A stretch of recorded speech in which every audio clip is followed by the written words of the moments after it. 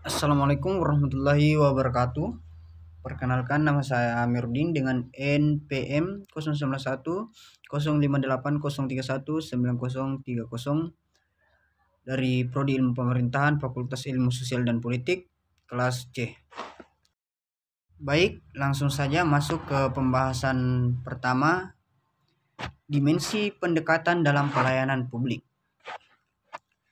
Satu dimensi dalam pendekatan dalam pelayanan publik, Undang-Undang Nomor 25 Tahun 2009, pelayanan publik adalah kegiatan dalam rangka pemenuhan kebutuhan pelayanan sesuai dengan peraturan perundang-undangan bagi setiap warga negara dan penduduk atas barang, jasa dan atau pelayanan administratif yang disediakan oleh penyelenggara pelayanan publik. Level kebijakan manajerial operasional pelayanan publik diartikan sebagai sebuah rencana kegiatan atau pelayanan mengenai tujuan-tujuan yang diajukan atau diadopsi oleh suatu pemerintah partai politik. Kebijakan adalah mengenai suatu perencanaan, pernyataan tujuan, kontrak penjaminan dan pernyataan tertulis baik yang dikeluarkan oleh pemerintah, partai politik, dan lain-lain. Menurut James E. Anderson, memberikan pengertian kebijakan sebagai serangkaian tindakan yang mempunyai tujuan tertentu yang diikuti dan dilaksanakan oleh seorang pelaku atau sekelompok pelaku guna memecahkan suatu masalah tertentu.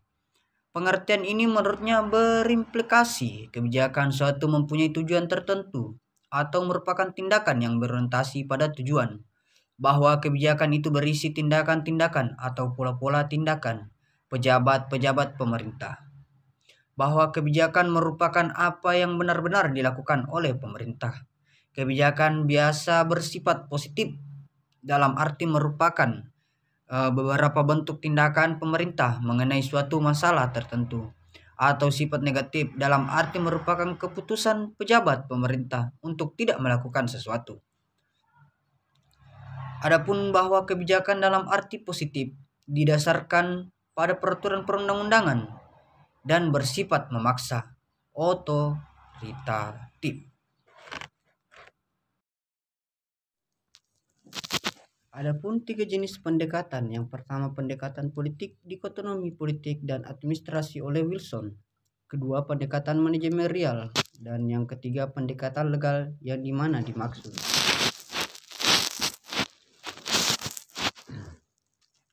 Yang pertama, pendekatan politik, dikotomi politik dan administrasi oleh Wilson. Fungsi politik, dikotomi politik dan administrasi oleh Wilson. Fungsi administrasi, seorang administrator harus bebas. Administrator merupakan pelayanan harus terpisah dari hal-hal politik yang di dalamnya memiliki banyak kepentingan yang jika nanti tetap diterapkan dalam pelayanan publik akan mengurangi kualitas pelayanannya itu sendiri. Pendekatan politik memiliki keterkaitan dalam representasi yang mengarah dengan mempertimbangkan tenaga kerja sektor publik dengan cara yang sangat berbeda daripada pendekatan manajerial. Dalam menekankan tiga faktor pendekatan politik dalam organisasi publik menyatakan bahwa penetapan doktrin organisasi atau disebut juga dengan ortodoksi dengan penekanan pada mekanika struktural, kurangnya pemahaman dalam sistem konstitusi, perilaku institusional, dan taktis dalam strategi menggunakan struktur organisasi sebagai instrumen politik, posisi, dan kekuasaan. Yang kedua, pendekatan manajerial menekankan pada kebiasaan pelaksanaan dan desain yang telah dirumuskan pada pendekatan politik, baik dari segi efisien dan efektif maupun dari segi anggaran dan sasaran. Dimanapun pendekatan ini untuk mengelola manajemen dan mengkoordinasikan pekerjaan yang dibagi menurut prinsip spesialis. Pendekatan manajerial terhadap administrasi publik mengedepankan suatu pengadaan individu. Pendekatan manajerial menekankan suatu metode saintifik dalam pembangunan atau pengembangan pengetahuan.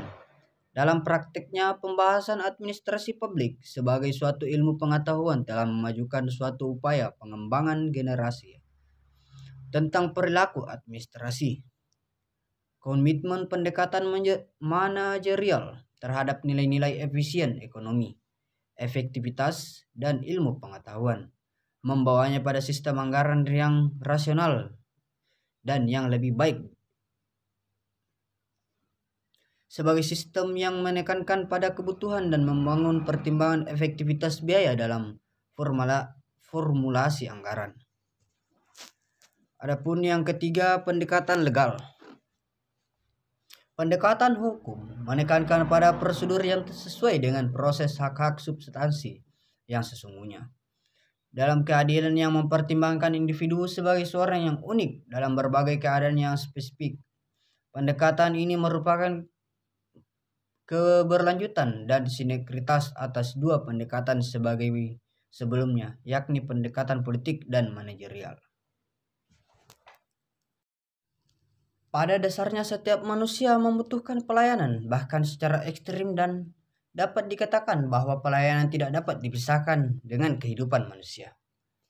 Masyarakat setiap waktu selalu menuntut pelayanan publik yang berkualitas dan birokrat. Meskipun tentunya tidak sesuai dengan harapan karena secara empiris pelayanan publik yang terjadi selama ini masih bercirikan berbelit-belit, lambat, mahal, dan melelahkan. Kecenderungan seperti itu terjadi karena masyarakat masih diposisikan sebagai pihak yang melayani, bukan yang dilayani. Adapun reformasi pelayanan publik dengan mengembalikan dan mendudukkan pelayanan dan yang dilayani ke pengertian sesungguhnya.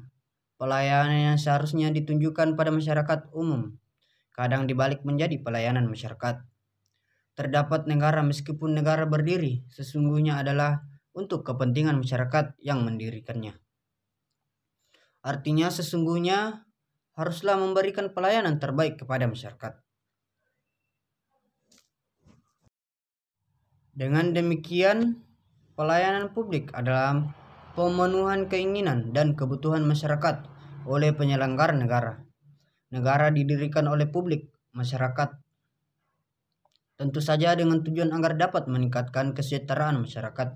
Pada hakikatnya, negara dalam hal ini, pemerintah birokrasi, haruslah dapat memenuhi kebutuhan masyarakat. Baik, itulah tadi sedikit pemaparan materi dari pertemuan ini yang bisa saya sampaikan. Sekian, wassalamualaikum warahmatullahi wabarakatuh.